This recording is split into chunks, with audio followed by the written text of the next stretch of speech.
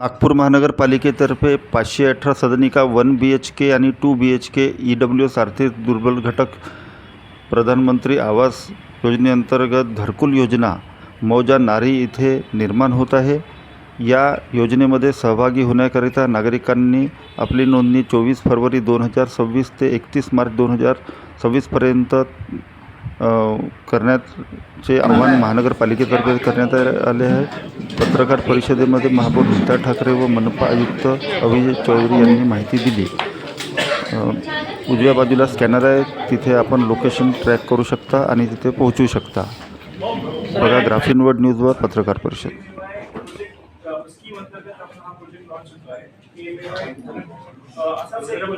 जो आहे PMAY 1 मध्ये आपण ऑलरेडी राबवलेला आहे। साधारणतः 400-450 घरांचा जो आपला प्रोजेक्ट होता, स्वप्ननिकेतन असं त्याचं नाव होतं। असाच साधा PMAY 2 मधला पहिला आपण जो प्रोजेक्ट आहे तो नागपूरमध्ये नारीमध्ये लॉन्च करत आहोत। तिच्यामध्ये नारीमधला कचरा क्रमांक 96/4 येथे 16,103 चौरस जागेवर साधारणतः 518 EWS म्हणजे इकॉनॉमिकली वीकर सेक्शन जे लोक आहेत त्यांच्या सदनिकांचं जे आहे तो आपण याला मंजुरी झालेली आहे। हा प्रोजेक्ट मनपाने आपल्या स्वतःच्या जागेवर जो आहे तो आपण बनवतो आहोत। त्याला राज्य शासनाची आणि केंद्र शासनाची सुद्धा मान्यता प्राप्त झालेली आहे। याच्यामध्ये एकूण 518 जे आपले EWS ची घरकुल आहे, त्याच्यात EWS म्हणजे साधारणतः 3 लाख रुपयाचं त्यांचं वार्षिक उत्पन्न असतं। त्याच्या खाली जे आहे आणि इतर पण काही एलिजिबिलिटीच्या कंडिशन्स आहेत, तर ते जे क्वालिफाय करतात ते या प्रोजेक्ट मध्ये अप्लाय करू शकतील। आपली जी ऍडव्हर्टाइजमेंट तयार झालेली आहे तिच्यामध्ये आपण याचे सगळे डिटेल्स दिलेले आहेत आणि आपल्या ऑफिशियल वेबसाईटवर सुद्धा याची लिंक अवेलेबल करून दिलेली आहे। जर अतिरिक्त माहिती हवी असेल तर इथून मिळू शकते।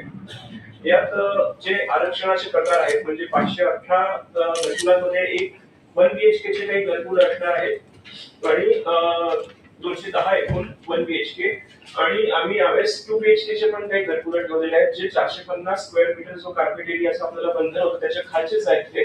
कारण काही लोकांची अशी मागणी होती की आम्हाला 2 किमान बेडरूम्स पाहिजे आणि ते 450 स्क्वेअर मीटरच्या आतमध्ये 450 स्क्वेअर फूटच्या खाली असल्यामुळे 45 स्क्वेअर मीटरच्या ते आपल्या PMAY मध्ये अलाउड होतं। तर तसे आपण 2 कॅटेगरीज ज्या आहेत त्या ठेवल्या होत्या। 210 हे 1 BHK चे आहे आणि 308 हे 2 BHK चे आहे। आणि त्याच्यामध्ये मग अराखीव, अनुसूचित जाती, अनुसूचित जमाती, इमावत आणि दिव्यांग याच्यासाठी जे वेगवेगळे आपले रिझर्वेशन्स असतात, जसं आपण पहिल्या प्रोजेक्ट मध्ये सुद्धा दिले होते त्याच पद्धतीने आपण यावेळेसही त्याचे रिझर्वेशन्स ठेवलेले आहेत। या त्याच्यासाठी आपण आता ऑनलाईन अर्ज करण्यासाठी सुद्धा जी आहे मी आपल्या साईट तशी लिंक आपल्याला ओपन करून देणार आहोत। तर जे कोणी इच्छुक आहेत आणि एलिजिबल लोक आहेत ते याच्यासाठी अप्लाय करू शकतात ऑनलाईन सुद्धा। त्याचबरोबरीने आपल्या हेडक्वार्टर मध्ये आणि प्रत्येक झोन ऑफिस मध्ये आपण एक आपली स्वतंत्र टेबल तिथे क्रिएट करणार आहोत की तिथे जे कोणी याच्यासाठी इच्छुक लोक असतील ते तिथे येऊन त्यांचं ऍप्लिकेशन जे आहे ते करू शकतात। ते तिथे ऑनलाईन करण्याची जबाबदारी ही आमची लोक जी असते तिथली टेबलवरची मॅनपॉवर आहे ती करून घेईल। ते करत असताना 1 BHK सदनिका नोंदणीसाठी 3000 रुपये जे आहे ते घेतले जाणार आहेत नॉन रिफंडेबल आणि 2 BHK च्या सदनिका नोंदणीसाठी 5000 रुपये अशा पद्धतीचं शुल्क आपण पहिल्याच्या ते घेतलं होतं, जेणेकरून नॉन सिरियस जे कॅन्डिडेट्स आहेत ते याच्यामध्ये अप्लाय करणार नाहीत। महत्वाचं हे आहे की आपल्या प्रोजेक्ट मध्ये योजनेचं स्वरूप असं असतं की मनपाच्या मार्फत आपण आपली जमीन जी आहे ती त्याचं आपण मूल्य जे आहे प्रोजेक्ट मध्ये आकारत नाही आणि केंद्र शासन आणि राज्य शासनाकडून प्रति घरकुल आपल्याला 2.5 लाखाची सबसिडी मिळत असते। हे करून आपल्याला जे काही किंमत निघत असते त्याचे वेगवेगळे इन्स्टॉलमेंट्स करून ते आपल्याला बेनिफिशियरी कडूनच घेणं अपेक्षित असतं। त्यामुळे बेनिफिशियरीज हे सिरियस असावेत आणि त्याची प्रॉपरली स्क्रुटिनी होऊनच त्यांनी अप्लाय करावं याच्यासाठी असं आपण नोंदणी शुल्क जे आहे ते मागच्या जसं घेतलं होतं त्या यावेळेस आपण घेतो आहोत। याच्यामध्ये या प्रकल्पामध्ये एकूण 1 BHK चे जे आहेत 4 इमारती आहेत। 1 BHK चा कार्पेट एरिया 32.55 स्क्वेअर मीटर आहे आणि 2 BHK चा कार्पेट एरिया 44.46 स्क्वेअर मीटर आहे। 2 BHK च्या एकूण 11 इमारती आहेत। 1 BHK चा जो हे आहे कार्पेट एरिया 32.55 आहे आणि बांधीव एरिया म्हणजे बिल्ट अप एरिया जो आहे तो 44.46 आहे। आणि 2 BHKचा जो कार्पेट एरिया आहे तो आपला 45 स्क्वेअर मीटर आहे आणि बिल्टअप एरिया आहे तो 58.55 स्क्वेअर मीटर आहे. या प्रकल्पाचे बांधकाम जे आहे ते आपण ही निविदा प्रक्रिया राबवून जे आपल्याला सर्वात कमी मध्ये ज्यांनी सदनिका बांधण्याचं टेंडर प्राप्त केलं त्यांना हे बांधकाम दिलं आहे ते मे संदीप डेव्हलपर्स प्रायव्हेट लिमिटेड हे या प्रोजेक्टचे विकासक आहेत. ही निविदा पद्धती राबवून आपण त्यांना दिलं होतं. तिच्यामध्ये जी रक्कम आहे एका बीएचके साठी ती 15,51,672 ही टोटल रक्कम आहे. परंतु तिच्यामध्ये 2.5 लाखाची सबसिडी जी आहे ती आपल्याला प्रत्येक लाभार्थ्याला मिळणार आहे. त्यामुळे त्याची किंमत जी आहे लाभार्थ्याला 13,01,672 एवढी पडणार आहे. आणि 2 BHK ची जी सदनिकेची टोटल किंमत आहे ती 21,01,748 एवढं असून त्याला जर 2.5 लाखाची आपली सबसिडी मिळते ती कन्सिडर केली तर साधारणतः लाभार्थ्याला 18,51,748 एवढी जी आहे ती त्या लाभार्थ्याला त्याची रक्कम पडणार आहे. त्या व्यतिरिक्त काही प्रमाणामध्ये जे मुद्रांक शुल्क तर शासनाने माफ केलं 1,000 रुपये मुद्रांक शुल्क असतं, परंतु ज्या इतर रजिस्ट्रेशन शुल्क मेट्रो सेस वगैरे आहे त्याच्या सुद्धा काही जे चार्जेस असतात ते भरणं अपेक्षित आहे. तर त्याची रक्कम सुद्धा आपण ऍडव्हर्टाइजमेंट मध्ये क्लिअरली मेन्शन केलेली आहे. त्या माहितीचं पॅम्पलेट आपल्याकडे ऑलरेडी आहे तर ती तिच्यात आपल्याला लक्षात येईल. याच्यात आपण हे जे अर्ज आहे हे 24 फेब्रुवारी पासून जी आपली लिंक आहे ती आपण ऍक्टिव्हेट करतो आहोत. आपल्या टेबल्स जे आहेत प्रत्येक झोन ऑफिस मध्ये पण चालू होतील आणि 31 मार्च पर्यंत हे आपण अर्ज आहेत ते स्वीकारणार आहोत. त्याच्यानंतर हे जे अर्ज प्राप्त झालेले असतील त्यांच्यामधनं आपण लॉटरी पद्धतीने वेगवेगळ्या कॅटेगरीचे जे बेनिफिशियरीज असतात ते निवडू. मागच्या अशा पद्धतीची आपण लॉटरी सिस्टीम जी आहे ती सुरेशवाड सभागृहामध्ये राबवली होती. बरेचसे आपल्यातले काही लोक तिथे उपस्थित होते त्या सोडतीच्या वेळेस. अर्जदाराची जी पात्रता निकष आहेत ती आपली पंतप्रधान आवास योजनेमध्ये जे पात्रता निकष आहेत ती असणार आहे. अर्जदारांना नागपूर महानगरपालिकेच्या हद्दीतला रहिवासी असावा, त्याचे किंवा त्याच्या कुटुंबाच्या नावाने देशात कुठेही पक्के घर नसावे आणि उत्पन्नाची मर्यादा जी आहे ती 3 लाख दिलेली आहे. इतर जे काही नियम आहेत ते सगळे हे पंतप्रधान आवास योजनेमध्ये जे आपले नियम दिलेले आहेत तेच आपण या प्रोजेक्टसाठी लागू करणार आहोत. तर अशा रीतीने जो एक चांगला असा प्रोजेक्ट ज्याचं कौतुक म्हणजे इव्हन स्टेट पातळीवर जे झालं असा PMAY1 मधला आपण एक चांगला HP प्रोजेक्ट राबवला. त्याच धर्तीवरती हा त्याच्यापेक्षा इनफॅक्ट थोडा मोठा आणखी असा 518 घरकुलांचा नवीन जो आपला PMAY2 मधला प्रोजेक्ट आहे तो आपण आता लॉन्च करतो आहोत. ही म्हणजे ज्या प्रोजेक्टची माहिती आपल्याला द्यायची होती ती मी आपल्याला दिलेली आहे. आपल्याकडनं जर काही इश्यूज असतील तर आपण विचारू शकता. पहिले प्रोजेक्ट किती दिवसाचा कंप्लीट होणार आहे प्रोजेक्ट? किती वर्षाला?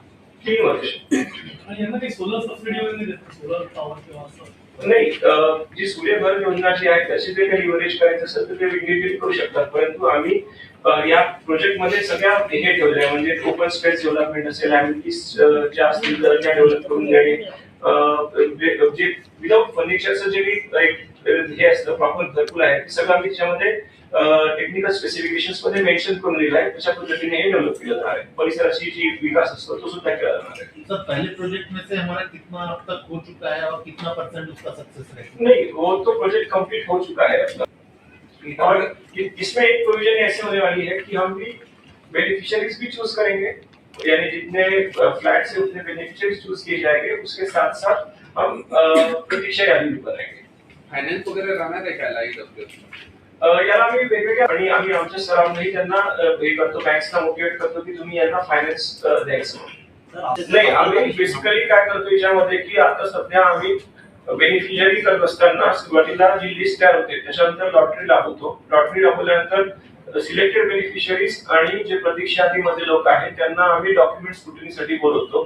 त्याच्यासाठी उत्पन्नाचा दाखला जो असतो तो याचा जो आहे तहसीलदारांनी इश्यू केलेला उत्पन्नाचा दाखला असतो तो आपण ग्राह्य पकडतो आणि त्याच्या आधारेच आम्ही जातो. आता त्याच्या ज्या उत्पन्नाचा दाखला तहसीलदारांनी इश्यू केलेला आहे आपण जे बेनिफिशियरी सांगतात त्याच्याकडे उत्पन्नाचा दाखला जर 3 लाखाच्या खालचा असणार याच्यावरती आपल्याला सोलर साठी सुद्धा वेगवेगळ्या योजनेमधून सबसिडी घेणं अनुज्ञेय आहे. तर ती आम्ही फॅसिलिटी पण दिलेली आहे की ती पुढे आपण भविष्यात घेऊ शकतो.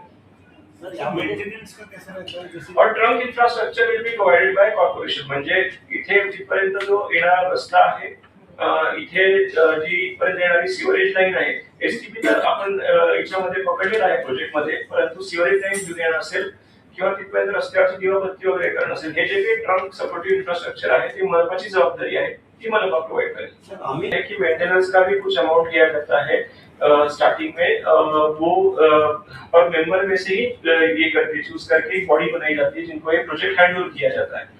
डेवलपर का प्रोजेक्ट होने के बाद ऐसे बॉडी को ये हैंड ओवर करना अपेक्षित है और वही उसको मेंटेन करेंगे.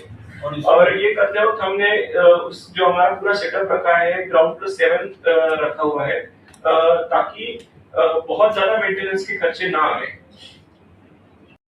आपले माननीय मुख्यमंत्री महोदयांचे पण निर्देश होते की साधारणतः आपल्या प्रत्येक 6 ज्या कॉन्स्टिट्युएन्सीज आहेत, प्रत्येक प्रोजेक्ट कॉन्स्टिट्युएन्सीमध्ये किमान एक तरी प्रोजेक्ट आपण उभा राहावा. तर याच पद्धतीने आपण पुण्यापूरला आपण एक 840 घरकुलांचा प्रोजेक्ट एकूण किती एकंदरीत नागपुरात एकूण किती देणार? पुण्यापूरला 840 घरं आहेत. हुडकेश्वरला साधारणतः 400. हुडकेश्वर असा जयगावचे किती आहे?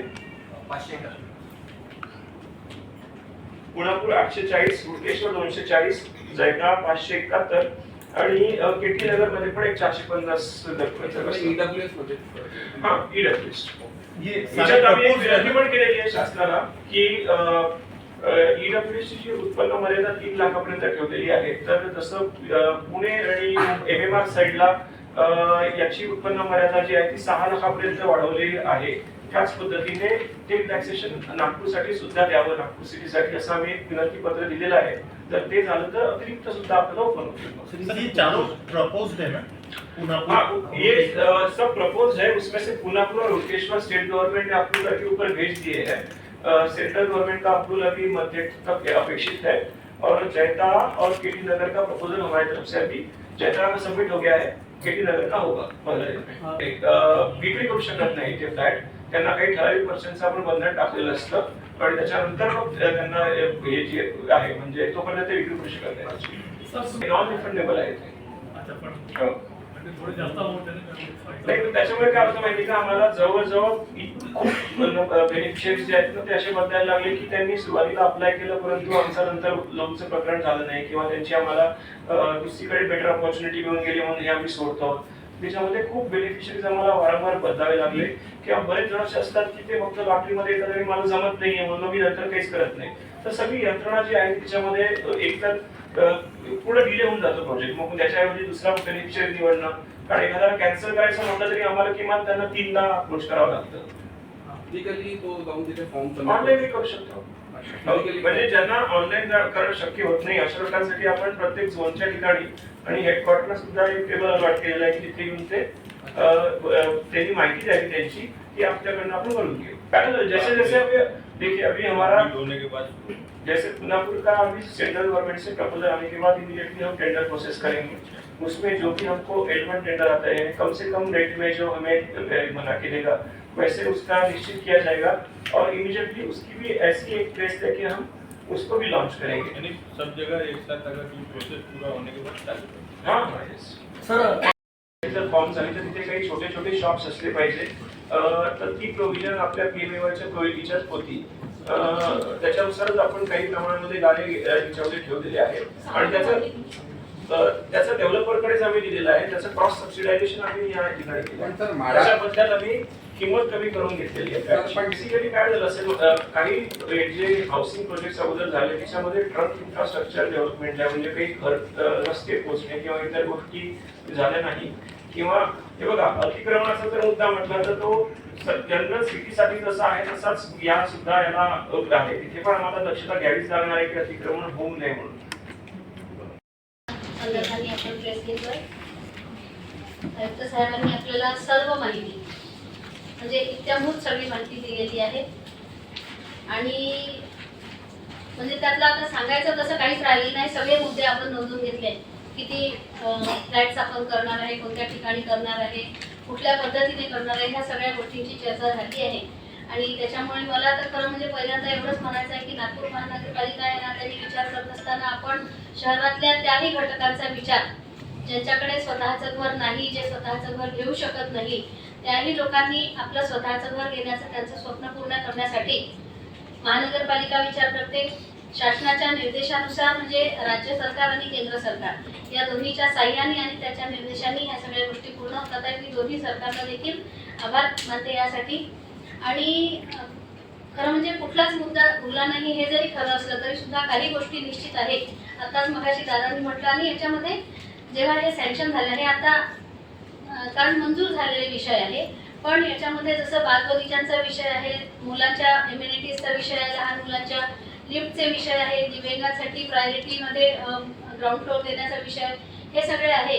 पण तुम्ही जसं म्हटलं की पर्यावरणाच्या दृष्टीने तर ते मात्र तेवढंच महत्त्वाचं आहे की आपण शहरात इतर सर्व लोकांसाठी जेव्हा हा विचार केला, रेन वॉटर हार्वेस्टिंगचा विषय हा अतिशय जिव्हाळ्याचा विषय आहे.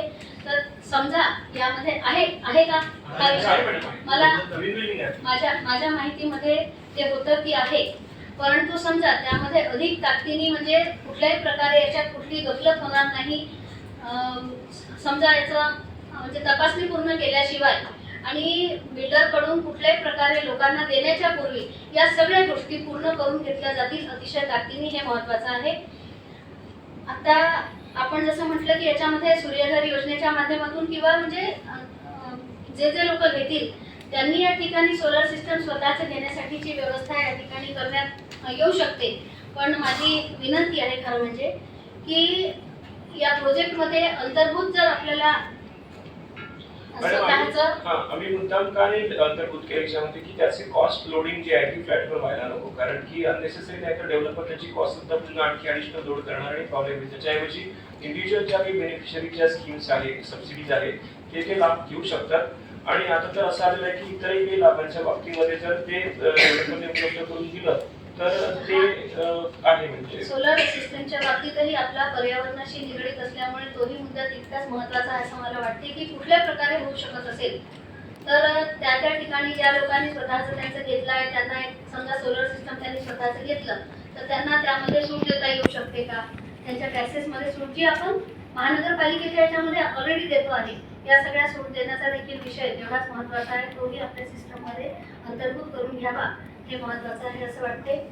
रस्त्यांचे विषय आहे, ट्रंकलाईन्स म्हणजे एका वेळी त्या ठिकाणी असलेली जी पूर्ववत जुनी व्यवस्था आहे की एकदम स्कीम होणार आहे, 500 घरकुल एकदम तयार होतील, त्याचा लोड जो सगळा महानगरपालिकेवर वेगळ्या प्रकारे, या सगळ्या गोष्टींचा विचार आपण निश्चित केलेला आहे. पण त्याही म्हणजे विचार केल्यावर त्या सगळ्या गोष्टी तेवढ्याच ताकदीने पूर्ण होतील याही गोष्टीचा जोपर्यंत बिल्डर ते सगळं काम पूर्ण करणार नाही. आणि कारण एकदा कसं होते की आपण अलॉट करून देतो, लोक राहायला येतात, बिल्डरकडून घेऊन घेतल्यावर बिल्डरही मोकळे होऊन जातात, अशा कुठल्याही गोष्टी याच्यात होणार नाही. या सगळ्या गोष्टीची काळजी महानगरपालिकेच्या वतीने घ्यावी ही देखील या ठिकाणी सूचना आहे. आपल्याला जसं म्हटलं आहे की आता सगळ्या गोष्टी सांगितल्या आहे साहेबांनी की किती फ्लॅट्स होणार आहेत, 4 नवीन ठिकाणी पुन्हा 5 नवीन ठिकाणी पुन्हा आणखी प्रस्तावित आहेत ह्या योजना. त्याच्यामुळे हे सगळं पूर्ण होत असताना शहरातल्या कमी आर्थिक उत्पन्न असणाऱ्या लोकांसाठीची जी गरज आहे ती पूर्ण व्हायसाठी नागपूर महानगरपालिकेने हा जो उपक्रम राबवला, मी पुन्हा आपल्या सर्वांच्या माध्यमातून हीच विनंती माझी आपल्याला आहे की त्या सर्व लोकांच्या पर्यंत ही सगळी योजना आपण ताकदीने आणि सगळ्या सचोटीने म्हणजे जे ऑलरेडी याच्यात सगळं आपण पूर्ण दिलेलं आहे, कुठल्या प्रकारची म्हणजे लपून ठेवलेलं असं काहीही नाही आहे.